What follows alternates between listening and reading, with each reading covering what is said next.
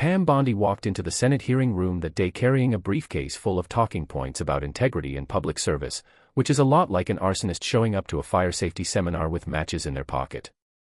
Picture this: former Florida Attorney General, Trump's most loyal defender, sitting across from Jasmine Crockett, who just happened to bring a little gift, a folder. Not a thick one, just 27 pages. But these 27 pages contained every check, every email, every moment Bondi sold out Florida families for a little campaign cash and a lot of Mar-a-Lago invitations. Bondi thought this would be routine: show up, give rehearsed answers about serving the people, maybe toss in a few jabs at Democrats, and walk out in time for her Fox News hit. She had no idea she was about to become a case study in what happens when your entire career is built on transactions and somebody finally asks for receipts. What you're about to hear is 3 hours of political theater that broke the internet, 42 million views in the first day. If you've ever wondered what justice sounds like when it's delivered with a Texas accent and a stack of evidence, stay with me. And if this gets you fired up, hit that like button and drop a comment, because we need to talk about who's next.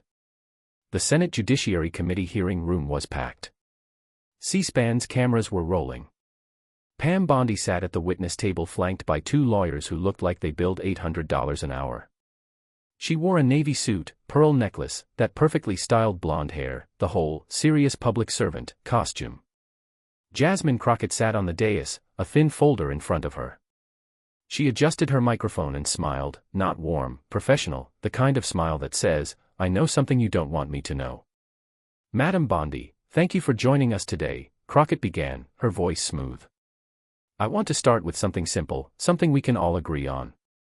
As Attorney General of Florida, you took an oath to serve the people, not special interests. Is that correct?" Bondi leaned into her microphone, confident. She'd done this 1,000 times. "Absolutely, Congresswoman. My entire career has been dedicated to fighting for Florida families." "Wonderful," Crockett's smile widened just a fraction. "I'm so glad to hear that, because I want to talk about a very specific Florida family, actually, several thousand Florida families, the ones who lost money to Trump University." Bondi's expression didn't change, but her shoulders stiffened slightly. "We reviewed that matter extensively." "Oh, I know you reviewed it," Crockett cut in smoothly, still maintaining that professional tone. "In fact, let's talk about when you reviewed it and what was happening in your bank account at exactly the same time." She opened her folder. The camera zoomed in. "September 13, 2013, Crockett read, looking at a document. Your office receives complaints about Trump University from Florida residents, Patricia and Michael Chin from Tampa, they lost $35,000, Robert Martinez from Miami, $26,000. These are real people, Madam Bondi, your constituents." Bondi nodded. "Yes, and we took all complaints seriously."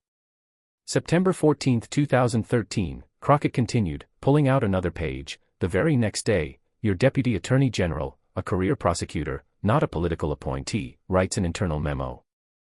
Listen to this: sufficient evidence of fraud.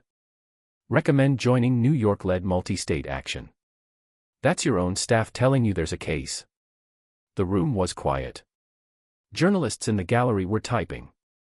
September 17, 2013, Crockett said, her voice sharpening just slightly. 4 days after the complaints, the Trump Foundation cuts a check for $25,000 to And Justice for All, your re-election committee. She held up a copy of the check, blown up large enough for the cameras. There it was: Trump Foundation, $25,000, paid to the order of Pam Bondi's campaign. And then September 22, 2013, 5 days after the check, your office announces, after thorough review, insufficient evidence to proceed. Crockett looked up from her documents, directly at Bondi. "So let me get this straight, Madam Bondi. Monday your staff says investigate. Tuesday Trump sends money. Friday you say, never mind. That's not a thorough review. That's a 5-day auction." Bondi leaned forward, trying to take control. "Congresswoman, the timing was purely coincidental. We make prosecutorial decisions based on evidence, not..." "Let's talk about evidence." Crockett's voice rose slightly, just enough. "New York's Attorney General had the same evidence you did, the exact same complaints, the exact same fraudulent marketing materials, the exact same fake university that was really just expensive sales seminars. New York sued. They won. They recovered $25 million for victims. Texas joined that lawsuit. So did California. So did Massachusetts. 33 states total joined the action against Trump University. Crockett paused, looking at Bondi. Florida, your state with some of the most victims, 152 documented complaints, got nothing. Zero. Because you took a $25,000 campaign check and looked the other way. Bondi started, that's not. And here's my favorite part, Crockett continued. Madam Bondi, that check from the Trump Foundation, it was illegal. The Trump Foundation was a charity. Charities can't make political donations. It's against federal law. So Trump broke the law to pay you, and you rewarded him by not investigating his fraud scheme.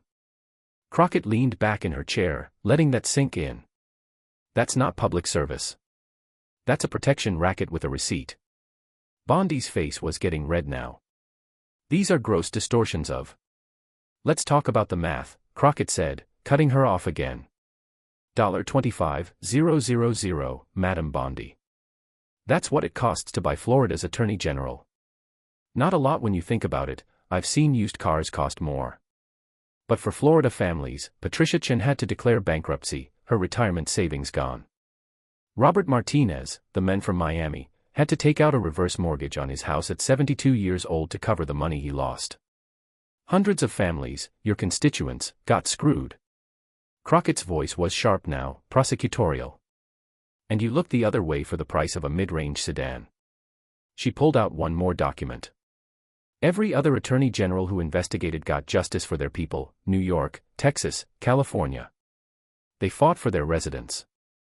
But not Florida, because Florida's AG was too busy cashing checks. You know what we call that where I'm from, Madam Bondi? We call that bought. Bondi tried to respond, her voice defensive. I exercised prosecutorial discretion based on who paid you, Crockett said flatly. You stood up at press conferences talking about protecting Florida families from scams. You were the chief law enforcement officer of the state. And when thousands of your own people got scammed, provably, documentably, obviously scammed, you chose a campaign check over your oath. Crockett gathered her papers, looking directly at the camera. Madam Bondi, you didn't serve Florida families. You served yourself. And the only person who got justice in this story was Donald Trump, because he got exactly what he paid for. Bondi grabbed her water glass. Her hand was shaking slightly. She took a long drink. Crockett's voice softened, but the edge was still there. If you're listening to this and thinking, wait, that's literally corruption, you're right. It is. Hit that like button, because we're just getting started. Crockett let the silence hang for a moment. Bondi was conferring with her lawyers, whispering urgently. When she looked back up, Crockett was already moving on. Madam Bondi, I want to talk about something more pleasant now, your social life, Crockett's tone light, almost conversational. Specifically your friendship with Donald Trump. Bondi relaxed slightly, back on familiar ground. I've known the president for many years. Yes, he's been a friend. And how nice, Crockett interrupted brightly. And you've visited Mar-a-Lago quite a bit, haven't you? Beautiful place, I hear. Never been invited myself, shocking, I know. A ripple of laughter went through the gallery. In fact, Crockett continued, pulling out a new document, between 2013 and 2016, while you were still Attorney General, mind you, you visited Mar-a-Lago 17 times that we know of from the logged visits. Bondi shifted in her seat. I fail to see how personal friendships are relevant to. Oh, we'll get to how relevant it is, Crockett said, that sharp edge creeping back into her voice. Because here's the thing about Mar-a-Lago, it costs money to get in there. Membership fees, event fees, it's not exactly a public park. And I'm curious, as Florida's Attorney General making a public salary of $128,972 a year, how exactly were you affording a lifestyle that includes regular trips to a club that cost six figures to join? Bondi opened her mouth, but Crockett was already pulling out more papers. Let me show you something interesting. These are guest logs from Mar-a-Lago, public records because Trump liked to brag about his events. Here you are at the New Year's Eve Gala 2014, ticket price $1,000 per person. Here you are at Trump's birthday party that same year. Here you are at a fundraising dinner, $2,000 a plate. Crockett spread the documents out. 17 documented visits, multiple luxury events, and that doesn't count the times you were there for private occasions that didn't make the official logs. But wait, Crockett said, her voice taking on a mock-curious tone, it gets more interesting, because you weren't flying Southwest to get there, were you? She pulled out travel records. 8 of those trips, 8, you flew on private jets. Not commercial, private. You know what private jet travel from Tampa to Palm Beach costs? About $15,000 round trip. Bondi tried to cut in. Those were provided by. By who? Crockett asked sharply. By Trump, by his associates. Because if someone's flying you private and you're the Attorney General investigating, sorry, not investigating, their business, that's not generosity. That's a transaction. She pulled out photos now, printed large, held up for the cameras. Here you are at Mar-a-Lago wearing what my staff tells me is a Carolina Herrera gown, retail price $4,000. Here you are at another event, different designer dress, estimated $3,000. Here you are with what appears to be a new Cartier bracelet. Now, I'm not a fashion expert, Crockett said, but I do know math. Your AG salary was $129,000. Your disclosed assets show no significant wealth. So where's this money coming from? Bondi's lawyer leaned in, whispering. Bondi nodded and spoke carefully. I've always been careful with my finances. I made wise investments. Investments. Crockett interrupted. Or compensation. She pulled out a thick document. Because here's what I found. These are records from political consulting work you did while still serving as Attorney General. Between 2014 and 2016 you received $340,000 in consulting fees from various Republican organizations and PACs.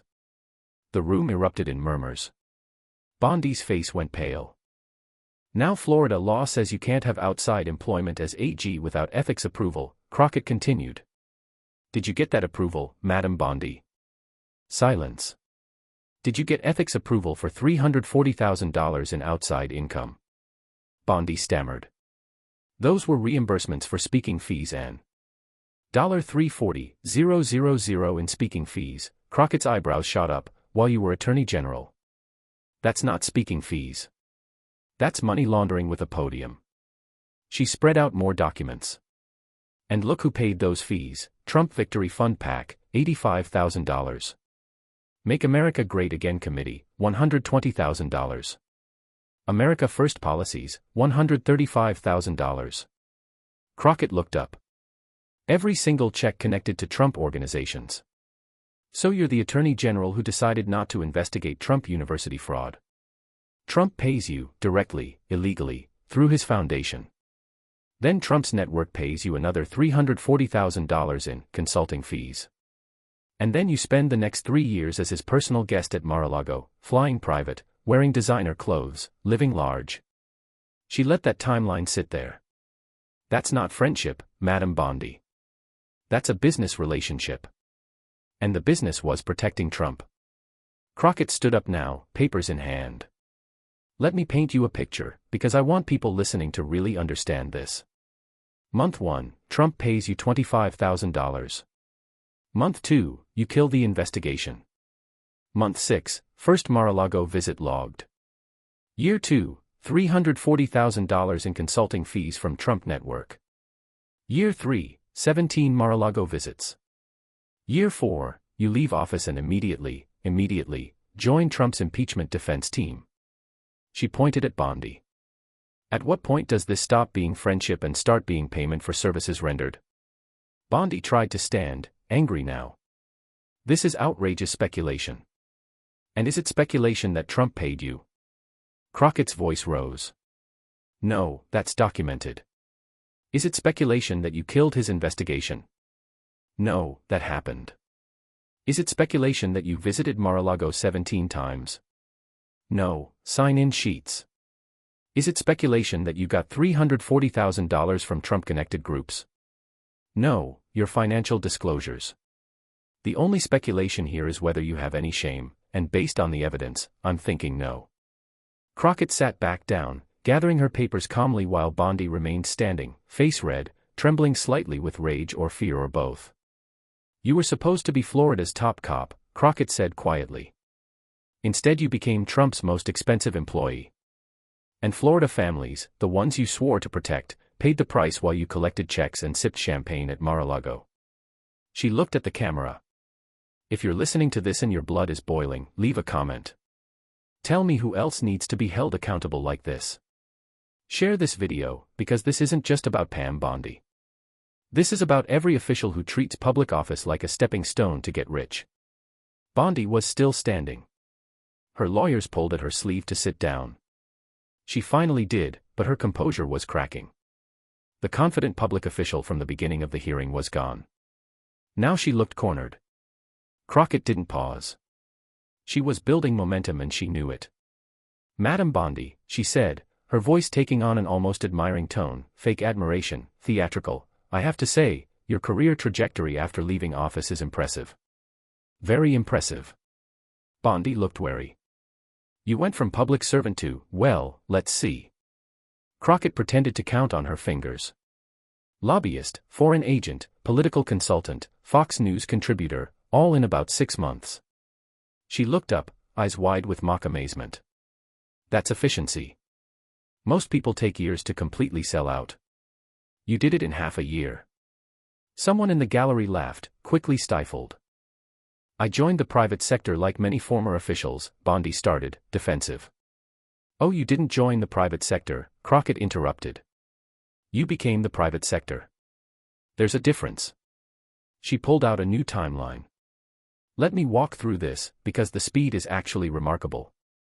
January 3, 2019, last day as Florida Attorney General. You give a farewell speech about public service, about fighting for families, about integrity.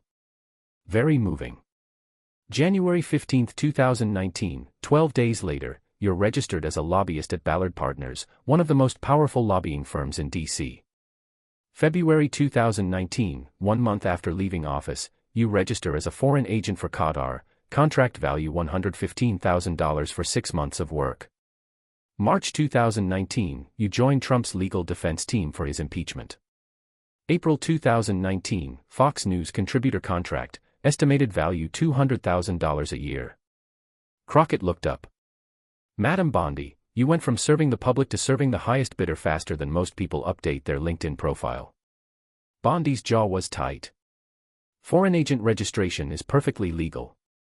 "Oh, I know it's legal," Crockett said. "So is selling knockoff purses on a street corner.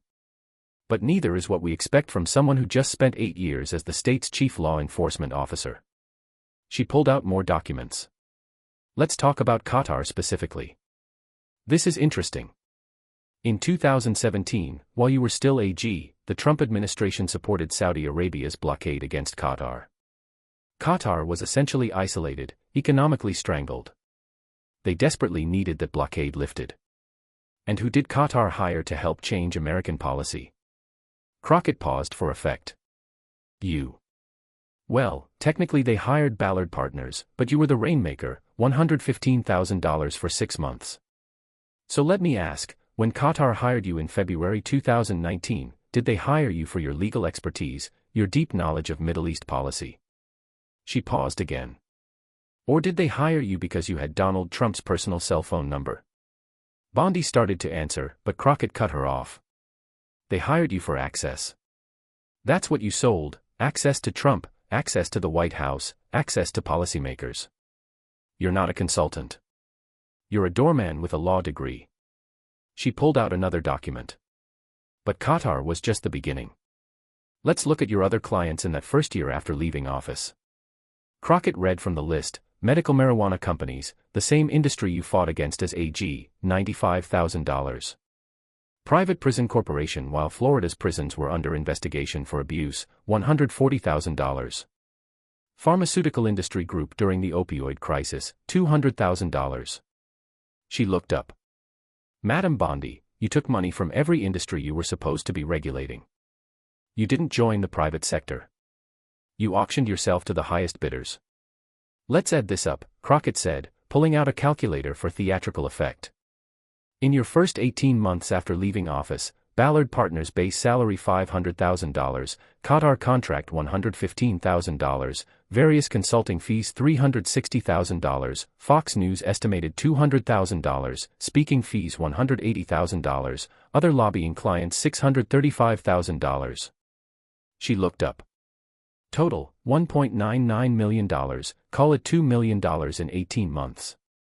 Your AG salary was $129,000 a year. You spent 8 years in that job, total earnings about $1 million.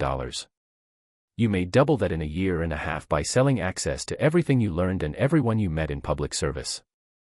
The room was silent except for the sound of journalists typing. Crockett leaned forward. Here's what really happened, Madam Bondi. You spent 8 years building relationships with Trump, with Republican power players, with industries you were supposed to be regulating.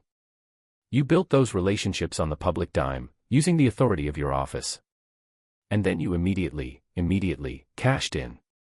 Every contact, every relationship, every piece of insider knowledge, you sold it all. She stood up again, her voice taking on a harder edge. You came in here today talking about serving the people, but you didn't serve the people.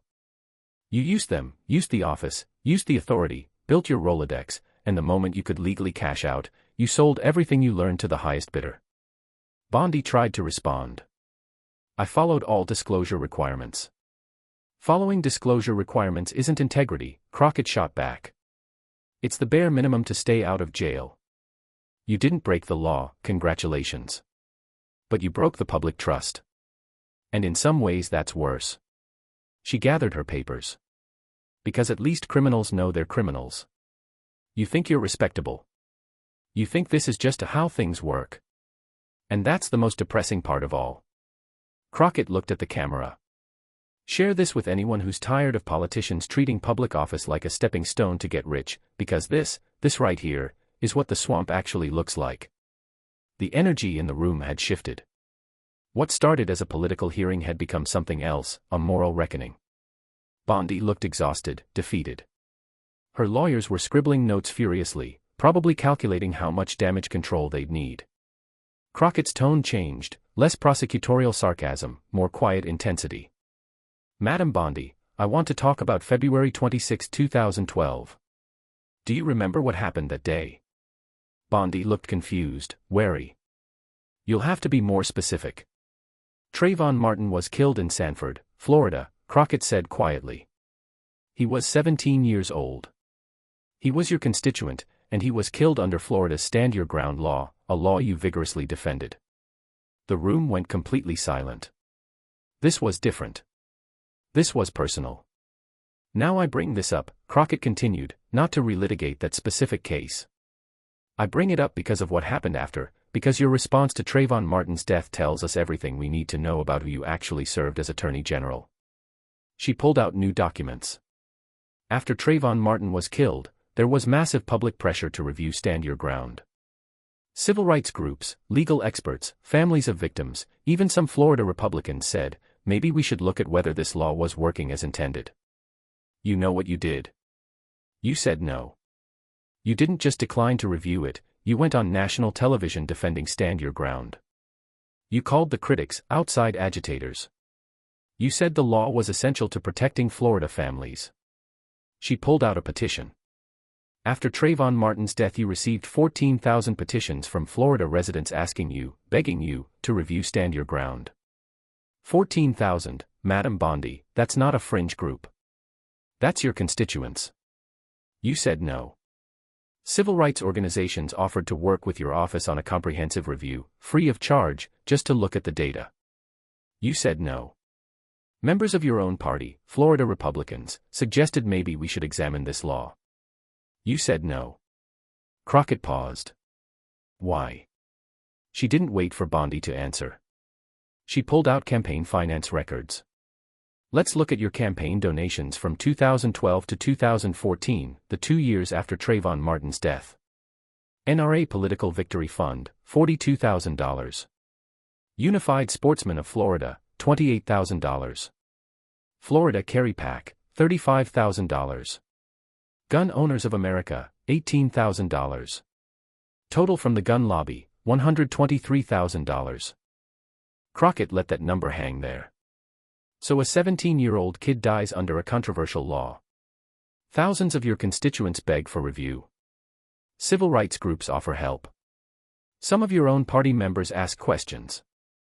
And you not only refuse, you go on Fox News and defend the law, attack the critics, say stand your ground is perfect as is. And during those same 2 years the gun lobby gives you $123,000. Bondi tried to speak. My position on stand your ground was based on my belief in self-defense rights. Your position on stand your ground, Crockett interrupted, voice sharp, was based on who was paying you, just like Trump University, just like everything else. She pulled out another document.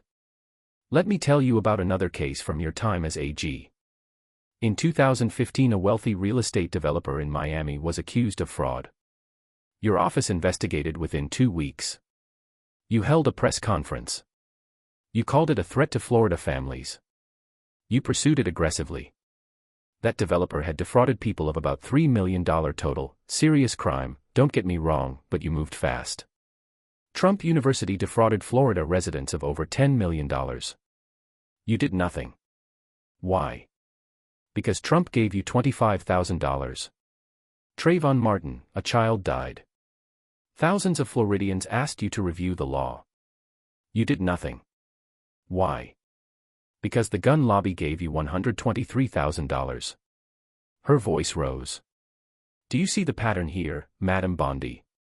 When crimes are committed by people who don't donate to you, you're all about justice, press conferences, aggressive prosecution, protecting Florida families. But when crimes are committed or kids die because of people or industries that do donate to you, suddenly you're too busy. Suddenly it's complex. Suddenly there are limited resources. Crockett stood up, looking directly at Bondi. So here's my question, and I want you to think carefully before you answer, what does justice cost in Florida? Because from where I'm sitting, it looks like justice is whatever you can afford to pay Pam Bondi's campaign account. She didn't wait for an answer. She just looked at Bondi, 10 seconds of silence. Bondi opened her mouth, closed it, looked at her lawyer. Nothing. Crockett's voice dropped, quieter, but more intense. You know what's heartbreaking about this? Trayvon Martin's mother had to sit in courtrooms and watch her son's character be attacked. She had to listen to people justify why a grown man stalked and killed her teenage son. She had to watch as Florida's top law enforcement officer, you, went on TV and defended the law that got her son killed. And why? Not because you studied the law and found it just, not because you consulted civil rights experts and decided no changes were needed, but because the NRA cut you a check. Crockett's voice was steady, but the emotion was clear. You didn't serve justice, Madam Bondi. You served donors. And Trayvon Martin's family, along with thousands of other Florida families, paid the price for your fundraising. Bondi's eyes were glistening. She looked down at the table, unable to meet Crockett's gaze. The gallery was completely silent. Even the journalists had stopped typing. If this one hits different, Crockett said, looking at the camera, if you're feeling that righteous anger, don't keep it to yourself. Comment, share this, because this isn't just about Pam Bondi. This is about every official who chooses donors over people. Crockett let the silence hang for a long moment. Bondi was staring at the table, shoulders slumped. Her lawyers had stopped taking notes.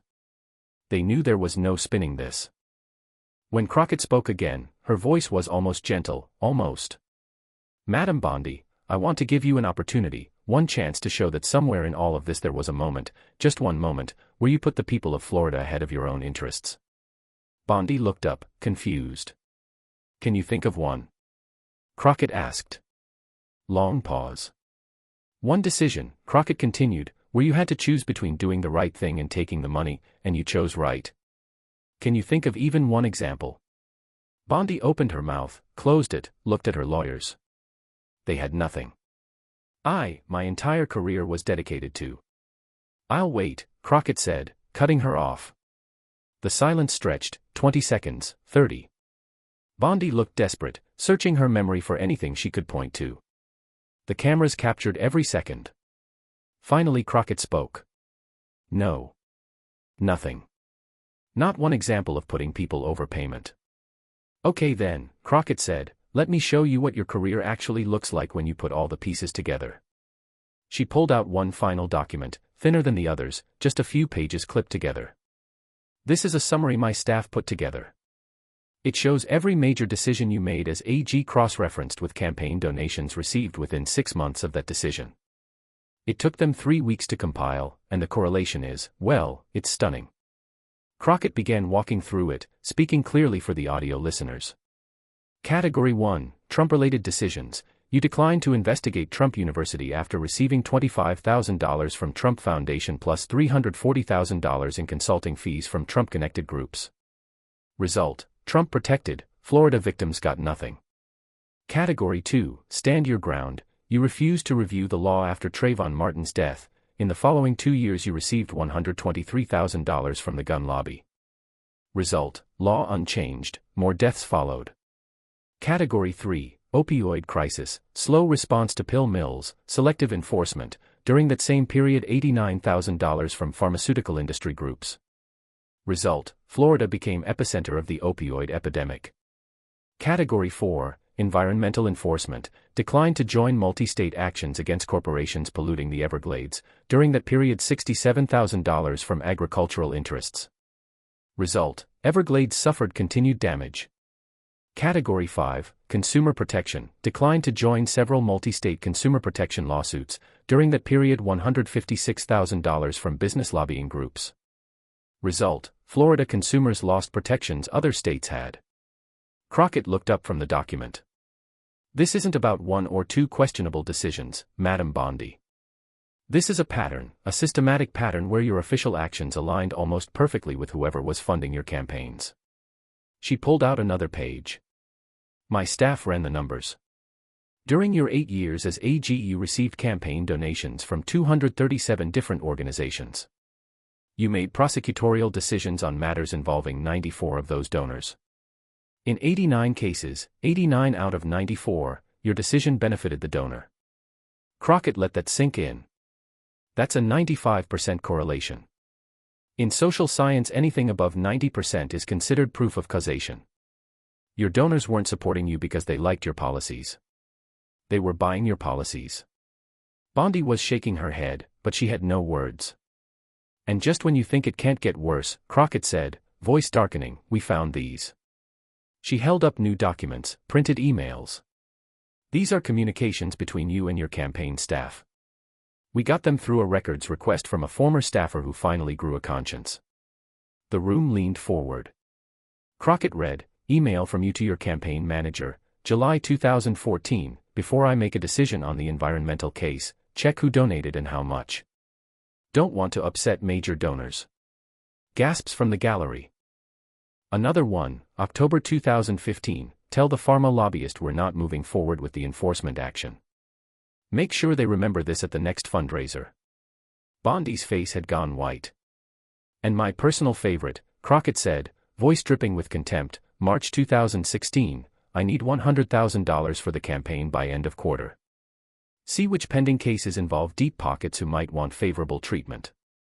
The room erupted, shouts, a reporter yelling questions, the chairman's gavel coming down hard. When order was restored, Crockett continued, steady and damning. Madam Bondi, you didn't just take a bribe here and there. You systematized corruption. You turned the Florida Attorney General's office into a fee-for-service operation. Want justice? Pay up. Want a pass? Pay up. Want favorable treatment? Pay up. She stood now, papers in hand, voice rising. And while you were building your little empire, real people suffered. Trump University victims never got justice. Trayvon Martin's family never got a review. Opioid victims watched pills flood their communities while you cashed pharma checks. Environmental destruction continued while you took agriculture money. You took an oath, Crockett said, voice sharp as a blade. You swore to serve the people of Florida, and you betrayed them. Every single time your personal interests conflicted with your duty, you chose yourself, not once, not twice, 94 times. Bondi tried to stand, her lawyer pulled her back down, but Crockett wasn't done. And the worst part, you're not even sorry. You've convinced yourself that selling out is acceptable because everyone does it. But here's what should terrify every American listening, you're right that everyone does it. You're not unique, Madam Bondi. You're just sloppy.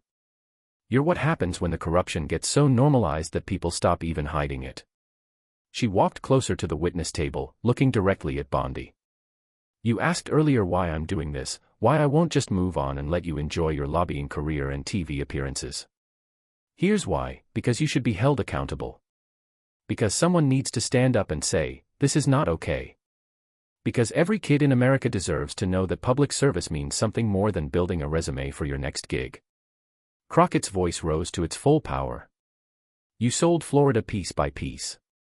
Decision by decision you auctioned off justice to the highest bidder, and you did it with a smile, wrapped in flag pins and tough-on-crime rhetoric. Well, today the bill comes due. She gathered her papers with finality. This testimony, these documents, these emails, all of it is being referred to the Florida Bar for Ethics Review, to the Department of Justice for potential corruption charges, and to every news outlet that will cover it. You got away with it for 8 years. You cashed in for 2 more. But today the receipts caught up. Bondi stood abruptly, papers scattering. Her voice cracked. This is a partisan witch hunt. No, Madam Bondi, Crockett said calmly, sitting back down. This is accountability. There's a difference. Bondi turned and walked toward the door, lawyers scrambling to follow.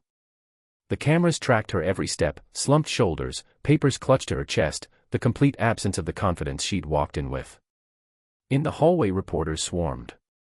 Bondi pushed through without speaking, face barely holding together. Someone shouted, "Do you regret taking Trump's money?" She flinched like she'd been slapped, but kept walking. Back in the hearing room, Crockett turned to the C-SPAN camera for her closing. What you just heard wasn't about Republican versus Democrat. This was about right and wrong, about whether we're going to accept a system where public officials treat their office like a personal ATM, or whether we're going to demand better. Pam Bondi isn't unique. She's just the one who got caught today. There are hundreds more just like her. The question is, are we going to keep accepting it, or are we going to start demanding that public service actually means serving the public? The choice is ours. The hearing ended at 4:47 p.m. By 5:30 the video had 500,000 views. By midnight, 12 million. Within 48 hours, 42 million views across all platforms. Bondi Exposed trended #1 globally for 2 straight days. But the real destruction wasn't online. It was personal, immediate, and brutal. Bondi walked out into a media firestorm. Reporters surrounded her car in the parking garage. She tried sunglasses, no comment, quick escape, except her hand shook so badly she dropped her keys. That 10-second clip got 8 million views on its own. This is what corruption looks like when it finally gets caught. Within an hour her phone started ringing. First call, Fox News. Not her producer, a VP she'd never spoken to. 3-minute conversation, then she was off air forever. Ballard Partners emailed, no call, emergency partners meeting, her presence not required. By morning her office was being boxed up. Consulting clients gone. Qatar ghosted her. The Florida Bar opened a formal ethics investigation. DOJ announced it was reviewing the materials for possible federal crimes. Victims started appearing on TV. Patricia Chen cried on CNN, Trump paid her not to help us. Sabrina Fulton, Trayvon Martin's mother, said quietly on MSNBC, God answered my prayers through Representative Crockett. Bondi's income went from $80,000 a month to zero. Legal and PR bills $105,000 a month. Condo sold at a $125,000 loss. Marriage collapsed, public divorce filing. She moved into a 2-bedroom rental in suburban Tampa. Tried to write a memoir, sold 247 copies. Trump, when asked, said, Pam who? She's sometimes spotted at a Starbucks on Dale Mabry Highway, black coffee, corner table, looking 20 years older. Regular customers look away or take discreet photos. That iconic photo of her leaving the hearing, eyes down, papers clutched, face destroyed, is still shared every time another politician gets caught. There's a framed copy in Jasmine Crockett's office with a handwritten note, this is what happens when corruption meets courage. Don't stop. Don't ever stop. This story doesn't have a perfect ending. Pam Bondi still has her freedom. The system that rewarded her still spins. But something changed that day. Every corrupt official in America watched that hearing. Every lobbyist saw what happens when someone finally brings receipts. That tiny seed of fear, that their emails might be read on national television, that their donor list might be cross-referenced with their decisions, that fear is the beginning of change. Jasmine Crockett didn't just destroy one corrupt official. She showed us the blueprint: document everything, show the pattern, make it personal, use their own words, don't back down, don't accept excuses. And once you prove accountability is possible, you can't put that genie back in the bottle. So drop a comment: who needs the Crockett treatment next? Share this. The only way this matters is if enough of us refuse to unsee what we just saw.